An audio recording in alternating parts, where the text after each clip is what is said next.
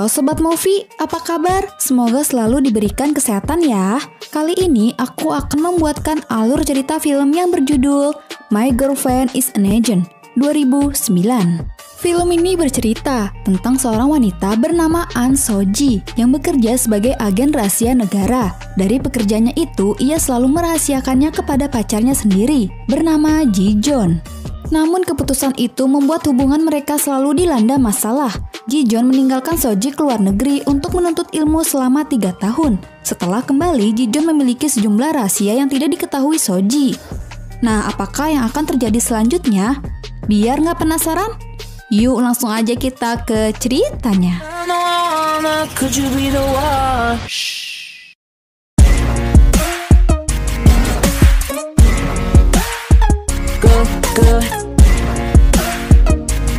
Film ini diawali dengan memperlihatkan suasana di suatu pulau, di mana terdapat sepasang sejoli sedang melakukan foto prewedding.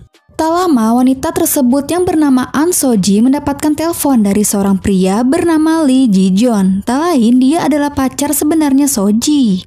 Dengan raut wajah sedih, Ji-jeon yang sedang berada di bandara meminta So-ji bertemu untuk membicarakan sesuatu yang penting. Tetapi So-ji menolak. Ia memberitahu bahwa dia sedang sibuk bekerja.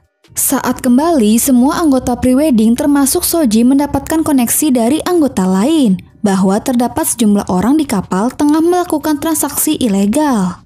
Lantas, So-ji dengan profesional menghajar penjahat tersebut dengan speedboat. Namun di saat yang bersamaan, Ji-jeon berusaha menelpon kembali So-ji. Karena tidak ada jawaban, Ji-jeon memberikan pesan suara berisi kekecewaan terhadap So-ji yang selalu berbohong.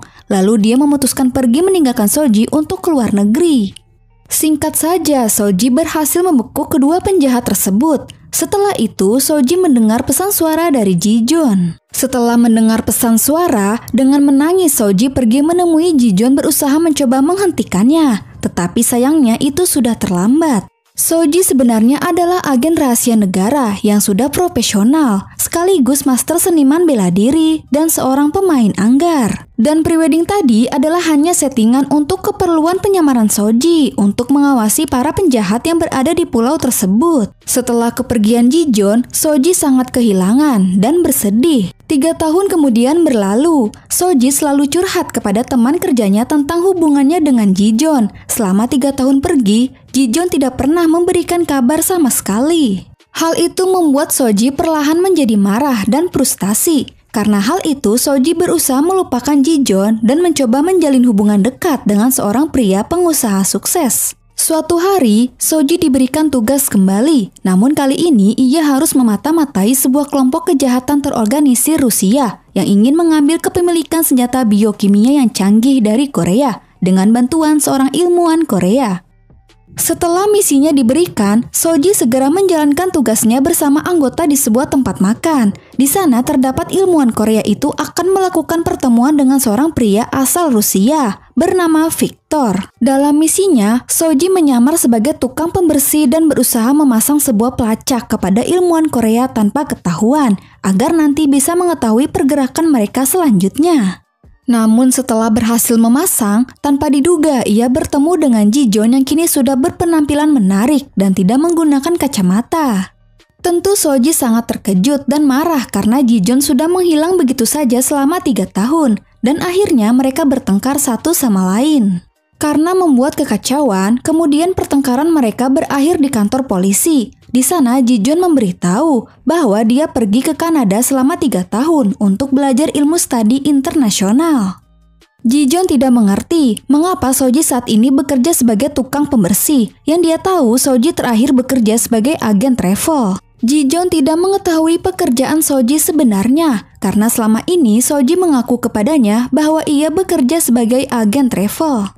Selama menjalin hubungan dengan So-ji, Ji-jeon merasa seperti So-ji selalu berbohong dan berselingkuh di belakangnya. Padahal yang sebenarnya itu So-ji hanya menyembunyikan pekerjaan aslinya dari Ji-jeon. Pada akhirnya mereka berpisah dengan masing-masing menaruh kekesalan satu sama lain. Ji-jeon ternyata berbohong kepada So-ji tentang kepergiannya ke Kanada. karena yang sebenarnya ia menjadi agen rahasia internasional pendatang baru yang memiliki dasar pekerjaan analisis daripada kerja lapangan. Seorang anggota agen rahasia lain yang mereka sebut harimau bernama Won Sok akan membimbing Ji-jeon untuk menjadi seorang harimau. Dalam misi mereka, saat ini kebetulan sekali mereka sedang melakukan misi memata-matai target yang sama dengan misi dari pekerjaan Soji. Tidak lain mereka adalah sekelompok penjahat Rusia yang akan mengambil senjata biokimia canggih dari Korea. Karena tidak memiliki pengalaman di lapangan, Ji-jeon mendapatkan kesulitan dan melakukan kesalahan-kesalahan bodoh ketika sedang mengawasi. Di sisi lain, Soji selalu merasa dilema kepada Ji-jeon antara marah dan masih sayang. Perasaannya itu selalu ia curhatkan kepada temannya. Suatu ketika, ilmuwan itu mengadakan pertemuan kembali dengan Victor dari kelompok penjahat Rusia tersebut di sebuah taman hiburan. Di sana, pergerakan mereka sudah diawasi oleh Ji-jeon, namun tanpa diduga di waktu yang sama Soji juga terlihat dalam pertemuan tersebut. Untuk mengawasi mereka, Soji menyamar sebagai wanita hamil. Hingga pada akhirnya, Ji-jeon dan Soji saling bertemu. Mereka saling bertatapan muka, dan lucunya mereka tidak mengetahui pekerjaan satu sama lain. Dengan terpisah, mereka berdua mengikuti Victor masuk ke dalam wahana rumah hantu. Di sana, Victor menyadari bahwa dirinya telah diikuti. Lantas ia berusaha membunuh Ji-jeon dengan senjata, dan terjadilah perkelahian di antara mereka. Sementara Soji dihadang dan berkelahi dengan salah satu rekan Victor. Singkat saja, kelompok penjahat tersebut berhasil melarikan diri. Di keesokan hari, Ji-jeon mengingat ulang tahun Soji. Karena ingin memberi kado, lantas ia memberikan kejutan di rumahnya.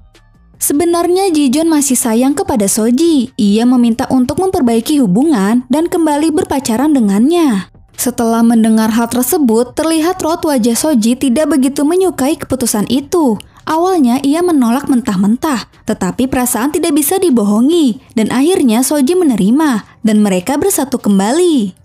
Di tengah kedekatan mereka kembali, awalnya mereka akan berkata jujur tentang pekerjaan satu sama lain. Namun tiba-tiba mereka masing-masing mendapatkan tugas mendadak bahwa kelompok penjahat Rusia itu mengadakan pertemuan kembali. Dengan alasan tersendiri, mereka berdua akhirnya terpaksa berpisah. Untuk kedua kalinya, Ji-jeon dan Soji ditugaskan bersama untuk mengawasi para penjahat tersebut di sebuah tempat hiburan malam. Untuk kali ini, kelompok penjahat tersebut menggunakan seorang gadis Rusia untuk melancarkan transaksi mereka. Ji-jeon ditugaskan menyamar sebagai penggoda wanita Rusia itu, sementara Soji ditugaskan menyamar sebagai wanita Nachkal. Di sana, akhirnya mereka bertemu kembali. Soji sangat terkejut dan marah melihat Ji-jeon memeluk wanita Rusia itu.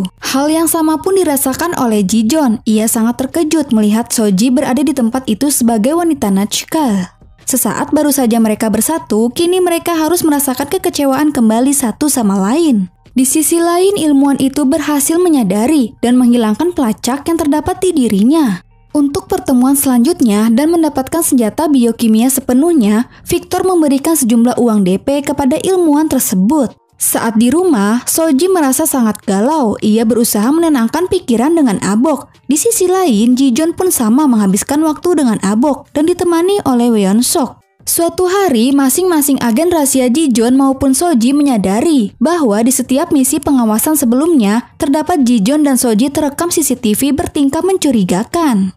Mereka menganggap Ji-jeon dan Soji adalah bagian dari para penjahat tersebut dan berpikir mereka adalah mata-mata dari Rusia. Pada akhirnya, masing-masing dari kedua kelompok agen rahasia tersebut memberikan tugas kepada Ji-jeon dan Soji untuk mereka saling bertemu satu sama lain untuk menempelkan sebuah pelacak kepada badan mereka. Setelah bertemu kembali, di sana mereka bersikap seolah-olah tidak tahu apapun. Karena masih kesal, Ji-jeon dan Soji hanya bisa melakukan tingkah yang konyol. Dan terakhir, mereka berdua berhasil memasang pelacak masing-masing. Setelah pertemuan itu, Ji-jeon dan Soji sangat kecewa dan tidak menyangka orang yang disayangi adalah seorang penjahat. Pada akhirnya mereka sampai di titik di mana mereka harus saling menjauhi.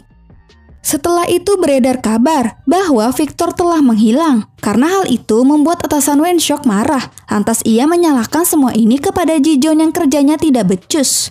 Atasan itu meminta Won-sok untuk segera menangkap Ji-jeon, sementara Soji diberhentikan dari tugas oleh atasannya karena sudah ketahuan dari misi mata-mata tersebut. Ketika sedang di rumah, Ji-jeon menghibur diri dengan bermain kartu di handphone. Namun saat itu, tanpa disengaja, ia berhasil memecahkan sebuah pesan rahasia dari kelompok penjahat Rusia. Ketika Ji-jeon mengingat mereka sedang bermain kartu sebelumnya. Dari pesan rahasia itu berisi sebuah tempat yang dimana tempat tersebut adalah tempat untuk pertemuan mereka yang terakhir. Singkat saja, Ji-jeon berhasil menemukan persembunyian Victor di sebuah tempat. Di sana ia melihat Victor sebenarnya adalah seorang perempuan. Lantas ia berusaha memfoto mereka dengan handphonenya. Akan tetapi mereka berhasil menyadari dan berusaha menembaki Ji-jeon dengan senjata. Ji-jeon berhasil kabur, lalu ia bersembunyi di mobil polisi yang melintas. Dengan mobil polisi, Ji-jeon akan segera pergi ke pertemuan terakhir kelompok penjahat itu. Saat di tengah perjalanan, ia melapor kepada ketua Won-sok tentang siapa Victor sebenarnya. Ji-jeon meminta ketua untuk menyelidiki dan mengirimkan bantuan kepadanya. Di sisi lain, meskipun Soji sudah dibebaskan tugas, tetapi ia berusaha menyelidiki seorang diri. Pada akhirnya, ia berhasil menemukan keberadaan tempat kelompok penjahat itu, lalu ia bergegas pergi ke tempat tersebut. Ketika sudah sampai, Soji melihat ilmuwan itu telah berada di sana. Lantas ia menghubungi anggotanya, kemudian ia masuk seorang diri. Di tempat yang sama, Ji-jeon tiba di sana bersama polisi. Ia menyabotase CCTV untuk mencari tahu sekelompok penjahat itu berada. Setelah menemukan keberadaannya, Ji-jeon segera masuk ke tempat itu, sementara polisi tersebut menjaga di pintu luar. Kondisi di dalam, ternyata Soji sudah tertangkap dengan posisi terikat di bangku. Wanita penjahat itu ternyata berkaitan dengan sekelompok penjahat yang berhasil Soji tangkap sebelumnya. Ketika ia ingin membunuh Soji, untungnya ia berhasil meloloskan diri dan berusaha kabur. Tetapi tiba-tiba Ji-jeon sudah berada di depan pintu dengan menodongkan senjata kepadanya. Di sini Ji-jeon masih berpikir bahwa Soji adalah bagian dari mereka. Tetapi setelah mereka akan menembak Soji, tanpa ragu Ji-jeon dengan sigap menyadari, lalu dengan cepat mengorbankan diri agar Soji tidak terkena tembakan. Melihat Ji-jeon terluka, Soji sangat marah. Kemudian terjadilah pertarungan sesama wanita tangguh. Karena memakai baju anti peluru, Ji-jeon berhasil bangkit kembali, kemudian bertarung dengan rekan Victor. Singkat saja, para penjahat itu membuat Ji-jeon dan Soji terpojok, lalu mereka melarikan diri. Tentu dong mereka tidak tinggal diam, mereka segera keluar untuk mengejar Victor dan rekannya. Di luar, Ji-jeon berhasil mengalahkan rekan Victor, kemudian ia bersama Soji bertarung melawan Victor yang menggunakan senjata. Di tengah pertarungan, karena tidak ada pilihan, Victor mengancam mereka untuk menyebarkan senjata biokimia itu agar menyebar luas dan membunuh semua orang yang berada di sana. Untungnya, setelah dilempar, Ji-jeon dengan cepat berhasil menangkap benda itu, sementara Soji berhasil mengalahkan Victor. Ketika Ji-jeon sudah tersadar, mereka berdua mengetahui pekerjaan mereka satu sama lain. Sebenarnya Soji tidak ingin Ji-jeon bekerja dengan profesi yang berbahaya, tetapi mau gimana lagi? Kemudian mereka berdua berciuman. Setelah kejadian itu, agen mereka berdua tiba, serta polisi segera menangkap para penjahat, termasuk ilmuwan itu. Di scene terakhir, terlihat Won-sok tengah mengobrol dengan seorang pria, yang sebelumnya adalah calon pacar Soji yang seorang pengusaha sukses. Ternyata dia adalah orang di balik Ji-jeon bisa menjadi harimau. Dialah yang telah mendidik Ji-jeon selama ini. Film pun selesai. Itulah alur cerita film My Girlfriend is an Agent. Mohon maaf jika ada kekurangan dalam cerita. Jika kalian mau berkomentar atau request film, langsung aja tulis di kolom komentar. Dan jika kalian suka, langsung aja di like video dan subscribe channel Mimin. Cukup sekian, terima kasih. Bye!